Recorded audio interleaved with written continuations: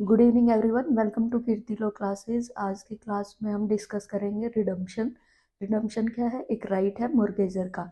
Last class में हमने mortgage की डेफिनेशन डिस्कस की थी और टाइप्स ऑफ मॉर्गेजेस जो है वो डिस्कस कर चुके हैं। अब हम स्टार्ट करेंगे रिडम्पशन। रिडम्पशन क्या है? राइट है मॉर्गेजर का, और ये कहाँ डिफाइन है? सेक्शन 60 में ये डिफाइन है टीपीए के। उसके बाद मतलब रिडम्पशन होता क्या है? ये एक राइट है मॉर्गेजर का। क्या राइट है? To reclaim his property. कहाँ, किससे रिक्लेम करना है प्रॉपर्टी? मॉर्गेजी से, by repaying the mortgage money. लेकिन वो कब रिडीम कर सकता है अपनी property? When he repay the mortgage money in full. अगर मॉर्गेज मनी उसने फुल पे नहीं की है तो मॉर्गेजर का जो है राइट ऑफ रिडीम है वो अक्रू नहीं होता है। उसका राइट टू रिडीम जो है कब अराइज होगा?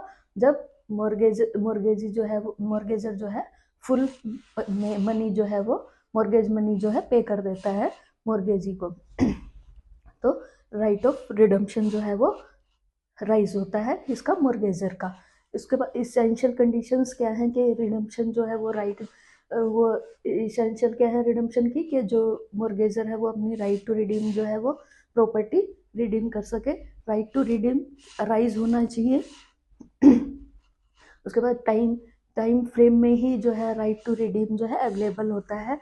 मतलब कि जो राइट टू रिडीम है वो एक्सटिंग्विश नहीं होना चाहिए बाय एक्ट ऑफ पार्टीज और by law. By act of parties कैसे जो राइट टू रिडीम है वो एक्सटिंग्विश हो सकता है? जैसे जो मॉर्गेजी है उसने क्या किया?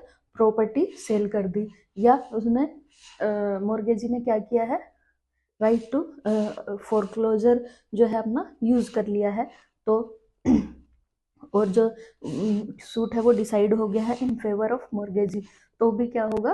राइट टू रिडीम जो है वो एक्सटिंग्विश हो जाएगा। और बाय लो कैसे वो हो जाए एक्सटिंग्विश हो सकता है? कि लिमिटेशन पीरियड जो है वो एक्सपायर हो गया हो, तो जो मॉर्गेजर है वो अपना राइट टू रिडीम जो है वो एक्सटिंग्विश हो जाता है। उसके बाद अगर राइट टू रिडीम अवेलेबल है तो क्या होगा? राइट टू डॉक्यूमेंट, मतलब जो भी मॉर्गेज के जो भी डॉक्यूमेंट्स थे वो क्या है? Right to get the document from the mortgagee. तो मॉर्गेजर के पास राइट है कि वो अपने डॉक्यूमेंट जो है मॉर्गेजी से रिलेटेड जो भी डॉक्यूमेंट थे वो क्या है? मॉर्गेजी से ले सकता है। और सबसे इम्पोर्टेंट जो रिडम्पशन में इम्पोर्टेंट है वो क्या है? Prohibition of clogging the right of redemption. मतलब कि जो क्लॉगिंग है वो नहीं होना चाहिए ऑन राइट ऑफ रिडम्पशन। अब क्लॉगिंग क्या होता है? क्लॉगिंग क्या होता है? एन एग्रीमेंट और clause in agreement that obstruct the mortgagor's right to redeem.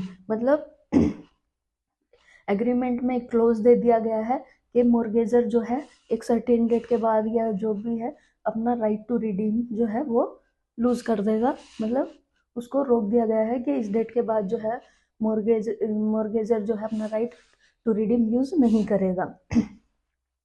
तो ये क्या है? ये जो एग्रीमेंट या जो ये क्लोज होगा वो क्या होगा? वॉइड होगा। अब जो राइट टू रिडम्पशन है उस सॉरी जो मॉर्गेजर है उसके पास क्या क्या राइट है अंडर राइट ऑफ रिडम्पशन? के जो मॉर्गेजर है वो क्या कर सकता है? सूट फाइल कर सकता है फॉर रिडम्पशन।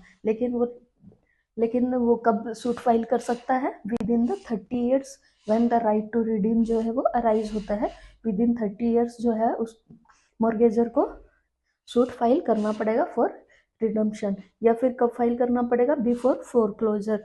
मतलब क्योंकि मॉर्गेजी के पास क्या राइट है? फोरक्लोजर। तो अगर फोरक्लोजर का राइट जो है यूज कर लिया है किसने? मॉर्गेजी ने, और उसको और उसके फेवर में डिग्री आ चुकी है या जजमेंट आ चुका है, तो क्या होगा?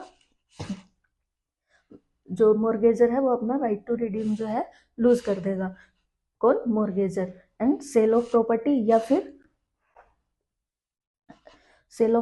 या फिर मॉर्गेजी ने क्या किया है? प्रॉपर्टी को थर्ड पर्सन को सेल कर दिया है, तो भी जो है मॉर्गेजर जो है अपना राइट टू रिडीम जो है वो क्या कर देगा?